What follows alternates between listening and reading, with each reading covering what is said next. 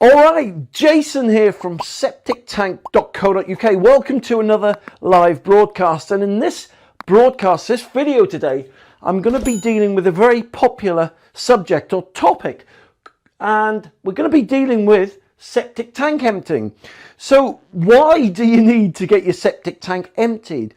How often should you get your septic tank emptied? What does it cost to get your septic tank emptied? And how do you know when your septic tank is full or not? Well, I'm going to show you. All right, so you can see we've got a diagram here. So here we've got the septic tank, and here we've got the soakaway. All right, so first of all, okay, your house will be somewhere here, where my hand is, right? And so we've got a pipe that comes from your house. Now, from the pipe, all the wastewater will leave your property. So that blue there. So if I just put wastewater here, look, waste water. All right. So what do I mean by wastewater? Well, basically, that's all the water from your property. So that's your bath water, your bidet water, your shower water, your sink water, your toilet water, washing up water, dishwasher water, etc. Right? Now, all the water will leave your house, come down this pipe and make its way into the septic tank. And it'll fill up to the height of the outlet pipe. Okay, so now when I say water, although this looks blue, in reality it's probably a grey or dark colour, right? Now, in wastewater, you get quite a few bits and bobs, suspended solids. So if you imagine you've got like number ones, number twos going in there, you've got potato peelings, carrot peelings, condoms, sanitary towels, all this kind of stuff, right? And all this stuff, reason I'm telling you that is because all this stuff makes up suspended solids, and these suspended solids basically float around in the water. Now, you'll see where I'm going with this, because this is, we'll have to do why you need to get your septic tank emptied, okay? But anyway, you've got all these suspended solids floating around, right? And then in time they settle. Right, and they build up on the floor of your septic tank, like so. Okay? So when I say over time, over weeks, over months, over years, right? All right, so now the wastewater, all right, will reach the height of the outlet pipe. All right, and so from there, it will then make its way into the soakaway. Now, in this instance, I've just dug a pit because up until the 1960s, 1970s, most soakaways just comprised of a pit. And it was a pit full of gravel or shingle or builder's rubble, you know, bicycles and bricks and stuff like that. But the point is, the wastewater would leave the septic tank, go through the outlet pipe, and then it would fill up in the soakaway pit. And then from there, the water would naturally soak away into the surrounding soil. Or chalk, all right, or clay. You know, it does soak away in clay, believe it or not, it just takes a little bit longer. So regardless of your ground conditions, the water will just soak away. All right, so that's basically how a septic tank and soak away work. So how do you know when you need to empty a septic tank, and why do you need to empty it? Well, when people take the lid off, they normally think, oh my gosh, it's full up with water, it needs emptying. But that is a misnomer. That is false reasoning, because septic tanks are all 3/4 full of water, because the outlet pipe is about 3/4 up the height or the length of the septic tank. So it's always 3/4 full of liquid. And you never need your septic tank emptying because of the liquid, because look, the liquid goes from here, relative displacement comes, it overflows and it spills into the soakaway. So the water, the soakaway, is meant to help the water soak away. So you never need to get your 99% of the time, you never need to empty your septic tank because of the water in there, all right? It's because of these solids. Now, over the course of a year, all these particles that have been flushed down the loo and emptied down the sink that go into your septic tank, as I said, build up on the bottom. Now, this comprises of fat, grease, and sludge. Now, generally speaking, over the course of a year, right, this fat, grease, and the sludge will get higher and higher. And so the only way to determine if your septic tank needs emptying is to put like a dipstick in there, right? So take the lid off, get a stick or a pole, something like that, push it down. Now you're not looking for the water mark, you're looking for a sludge mark. Now typically after a year in a normal household from say 1 to 6 bedrooms, a sludge mark will be that far off the bottom. Okay, and so every 6 or 12 months, you need the septic tank man to come in and suck the sludge away. Now, of course, he's going to suck the water away as well, but you're only doing it for the sludge. So why is that important? Well, because the longer that you leave the desludging intervals, the more the sludge builds up, the more the suspended solids build up.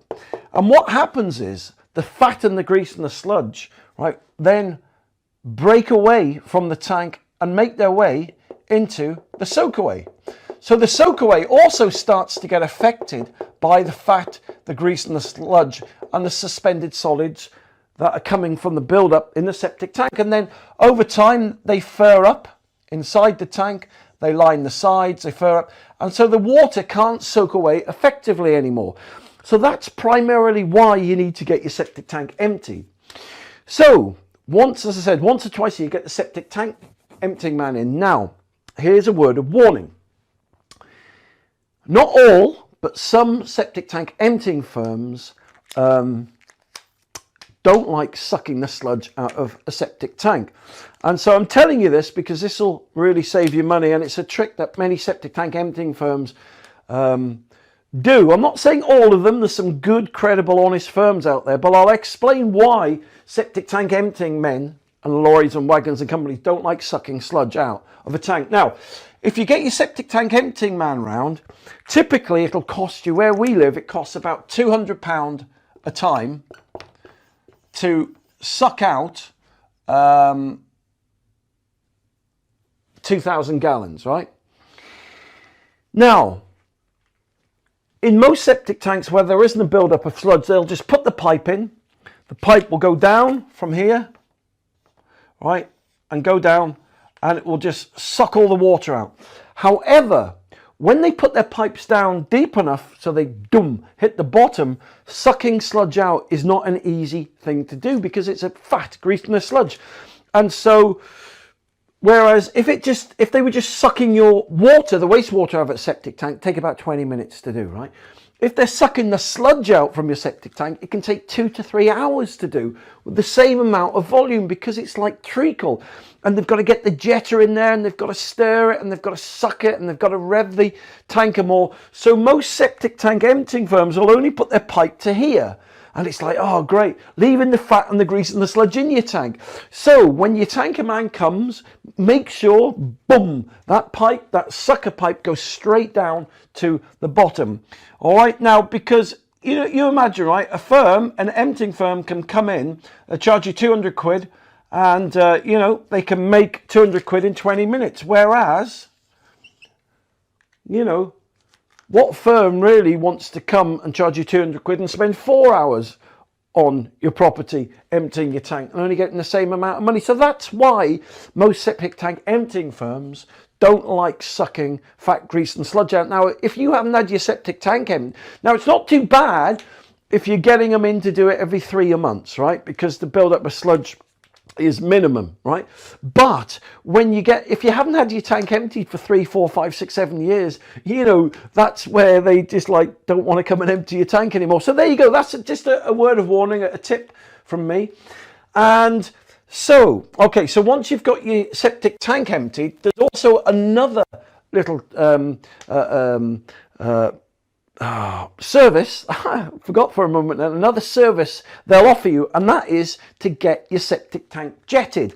Now, if you don't know it, jetting is it's like a long pipe, and a jetter looks something like this, and jetting is firing high-powered water from a hose, just like they do on the jet washers, into your septic tank here.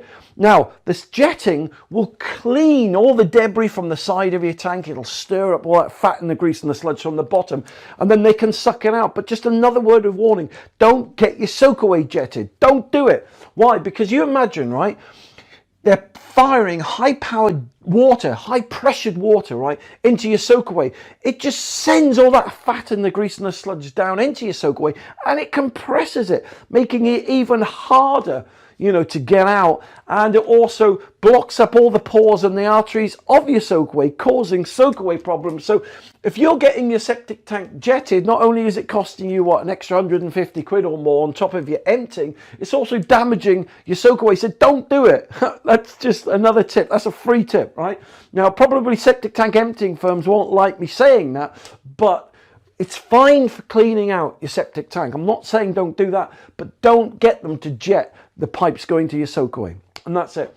So now, what was the other thing? Oh yeah, people asking me how often do they need to get their septic tanks emptied? Well, all you need to do it, at least 1 to 3 times a year. Okay, so it's as simple as that. I mean, where is ball dropper there? But I'm going to show you right now. You can do that. You can spend 200 quid a time to get your septic tank emptied, or you could do what I'm about to show you. Now, what I'm about to show you will save you hundreds and hundreds of pounds. It'll prevent you ever getting or developing any septic tank and soakaway problems, and it will save you hundreds of pounds from having to get your tank emptied all the time. Have a look at this, right? Now, you can get something called soakaway worms. Now, I used to live in a place called Shropshire, right? And where we used to live, my dad's septic tank and all the neighbours used to have loads and loads of worms in the septic tank. It was like something from a nightmare. It was like something out of a flipping nightmare film, it was. But anyway, look, if I just put a worm there, big smiley face. The worms weren't that big, but it's just for illustrative purposes. But anyway, they had worms in everyone's septic tank. And I never thought much of it apart from, you know, having nightmares about it. But a few years ago, my dad reminded me of the fact that everyone had worms in their septic tanks. And he said, do you remember, Jason, that none of the septic tanks where worms naturally occurred in ever developed any problems? And I thought, yeah, that's a very interesting point. So I did a lot of research and I found out there's about 150 species of worms in this country. And I found out what these species of worms were. And we started breeding them. And I started giving them to people with soakaway problems, right? And they'd tip a bucket of worms into their septic tank. And the worms, right? I'm not kidding you. The worms would go in. They'd fall to the bottom here of the fat and the grease and the sludge. And they'd eat it all. They'd eat all the fat and the grease and the sludge. And people who had blocked soakaways, where these worms would go up the side of the wall, they'd crawl into their soakaway. They used to unblock and clear the soakaways, right? Completely unblocking it, right? And so then the worms would live in the soakaway, but people would email me and ring me and stuff like that saying, Jason, you know, you've saved us 3, 4, 5,000 quid from having to have our soakaway replaced. So I thought, flaming hell, these worms really do work. So then I started giving them to people to see if they'd keep their septic tank clean, so they didn't have to get it desludged and emptied all the time. And true enough, they'd put their worms in, they'd get their tank emptied, they'd then put the worms in, and the worms would literally drop to the bottom of the tank. And they'd go and test it every 6 months, every 12 months, every 18 months, and there'd be no fat, grease, and the sludge in there. So if you want to save hundreds of pounds and not get your septic tank emptied or develop, you know, septic tank problems, consider getting a bucket of soakaway worms. Now, there's lots of different wormeries on the internet, on eBay and stuff like that, that claim to sell worms that work in septic tanks, but they don't. They use common old garden worms. Normal garden worms will not eat the fat and the grease and the sludge in your soakaway or your septic tank. These are a special type of worm.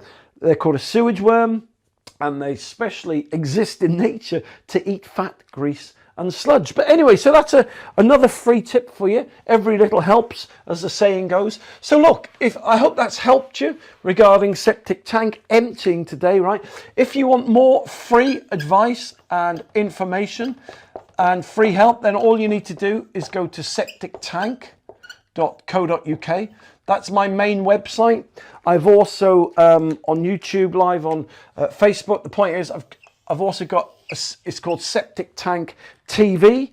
Again, all this stuff's free. I don't want a penny. There's no catch, there's no con. I've just done hundreds of free videos to help people save money and fix septic tank problems. So if you want to see more of me, you want to get more free advice, just go to septictank.co.uk, or just go onto Google and type in Septic Tank TV. But listen, thank you very much for taking the time to watch this live broadcast today. You take care, and I'll speak to you soon. For more information, just click the link below this video or visit septictank.co.uk for free help and advice.